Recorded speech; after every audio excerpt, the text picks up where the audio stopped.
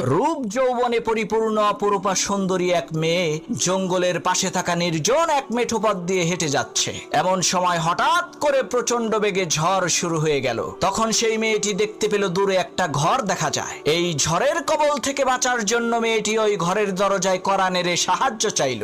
একজন টকবগে যুবক ছেলে ঘরের ভেতর থেকে দরজা খুলে সেই সুন্দরী মেয়েটাকে আশ্রয় দিল। এদিকে দিন পেরিয়ে রাত হয়ে যাচ্ছে, কিন্তু ঝড় বৃষ্টি থামার কোনো নামগন্ধ নাই। এমন সময় মেয়েটি দেখতে পেল সেই যুবক ছেলেটি তার হাতের আঙ্গুল মোমবাতির আগুনে পুড়াচ্ছে। এই দৃশ্য দেখে মেয়েটি প্রচন্ড পরিমাণে আশ্চর্য হয়ে বলতে লাগলো, হায় হায় সর্বনাশ, এটা কি মানুষ নাকি অন্য কিছু?